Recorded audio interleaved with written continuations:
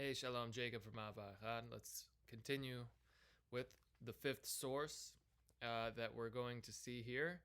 Al yikrabo achetek tuvashri. Do not read from the scroll, do not read from the text until it is scribed in the script of Ashurith. So now let's see that on page 8 and the significance of Ketav Ashurith, as we already know, but then this is where the source is.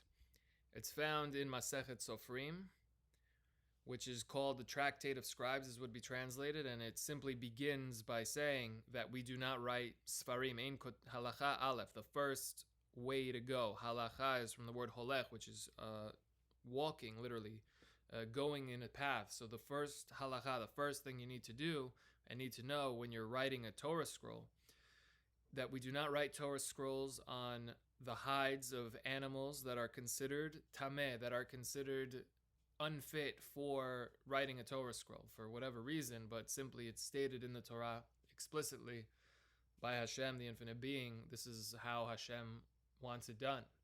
Velo alorot hayat me'ah, and not on the hides of any wild animal. So not on any domesticated animal like a donkey that is considered T.M.E.S.F.E.B. You have to exchange it for something kadosh in order to be able to give a korban or whatever this is. If it's like the firstborn to the donkeys, all the firstborn of every animal and the fruits and everything, it belongs to Hashem, the infinite being, and we have to sort of buy it back or be able to do that. So we do not write on domesticated animals that are unfit for writing Torah scrolls. We don't write on wild animals that are unfit for writing Torah scrolls. Velo tofrin begidin, and we don't tie with the sinews, I guess, of the animals. Like every part of the animal is used. There's not a single part to the animal, essentially, that goes to waste. And we do not bind or whatever with the se'ar, which is the hair, the hide of the animal. Okay, so and where does this coming from? All of us. So here it says, "V'halacha leMoshe miSinai," that this is a halacha given to Moshe Rabbeinu, shekotvin alorot behema tehora. So this line is very important, just before we even continue. But halacha leMoshe miSinai. This is the path. This is what Moshe was shown at Sinai, and this is repeated over and over. And that's why we highlighted everything else is grayed out, because we're really getting to the source. But this is how the Tractate of Scribes opens, by stating on what is even fit to write a scroll, meaning. So what's happening right now is this is the revelation that the spoken Torah, God instructing Moshe, precedes the actual scribed Torah that then Moshe copied, because before Moshe could even scribe a single symbol, Hashem had to tell Moshe all of the rules of scribing the Torah scroll, that it has to be on the hides of kosher animals, it has to be prepared a certain way, and all these rules that are found here, a lot of them, and then gone in detail and in depth in other places, and we have to see all the sources and receive it properly from the teachers and hear it and understand it. So it says, "V'halacha leMoshe miSinai." This is a halacha that was shown to Moshe from Sinai before the eyes of millions of people, that we write Torah scrolls on the hides of kosher animals, orot behema tehora, and even on the hides of a sort of wild animal that's considered tahor. I think this means like a tzvi, like a deer is a wild animal. It's not domesticated, but it's considered a pure kasher animal, tehora. And you're allowed to then sew the books and tie the pages together, the parchments. The Torah scrolls comprised of several bigger parchments that are stitched together to form the entire scroll. And so we do this with the hair.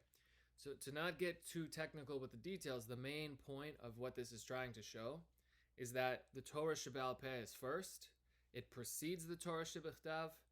It is enabling the Torah Shebechtav to exist because Hashem is speaking to Moshe and revealing to Moshe the rules in preparing the Torah scroll. This is the Tractate of Scribes.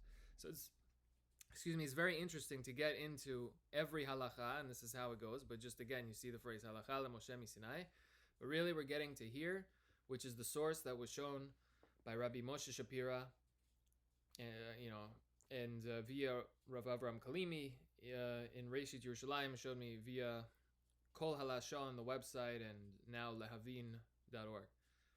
Rabbi Tats Shlita, and essentially. These are the Rav's family and everybody. Ramosh Spirazal and everything like that. Okay. And so the Rav said, Halacha Vav, the sixth halacha, Ein kotvin. We do not write and scribe. It's translated as write, but really we're speaking about scribing. So we do not scribe, lo ivrit, not in Hebrew, velo aramit, and not in Aramaic, velo midit, and not in Median, whatever this means, that's Persian, velo yivanit, and not in Greek. Katav bechol leshonot. If it was scribed in all these tongues, really heavy accents that became separate languages, but if it's written in any other tongue or language, bechol ktavim, and in any other tongue, in any other script of the forms and shapes of the letters that are trying to communicate this wisdom, lo yikrabo, do not read it ad shetehek tuva Ashurith, until you see it scribed in Ktav Ashurith, until you see it scribed with the script of the Torah, how it was given from Sinai.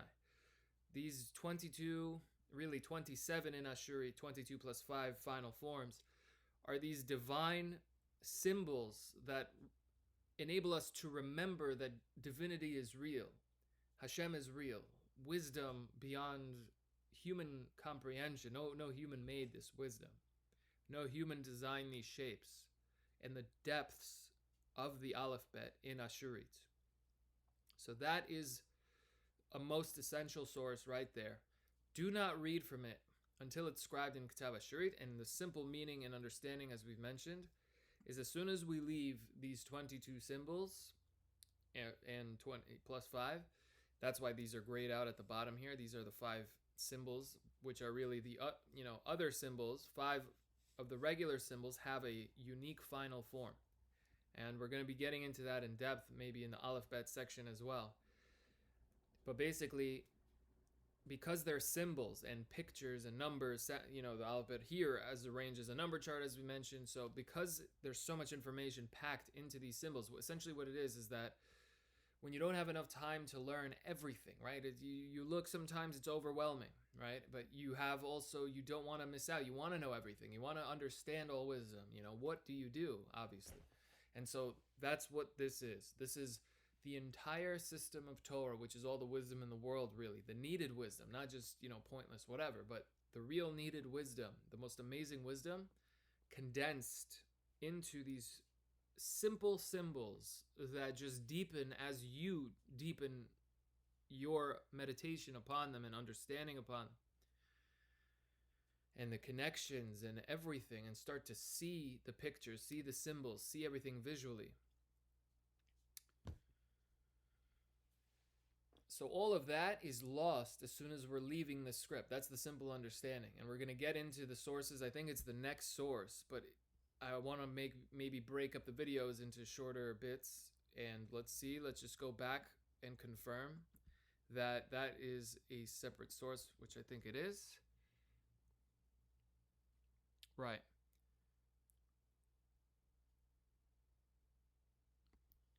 Right.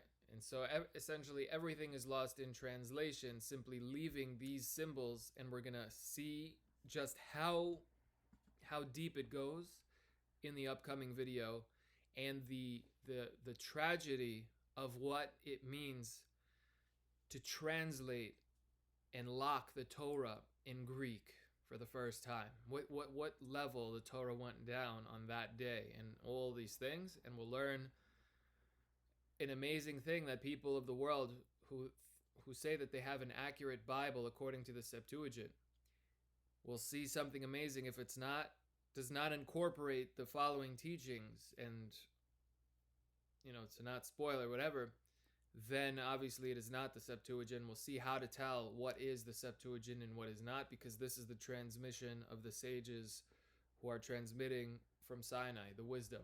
So we'll get into that in the next video. Thank you so much for watching. Again, comments, questions, anything, let us know.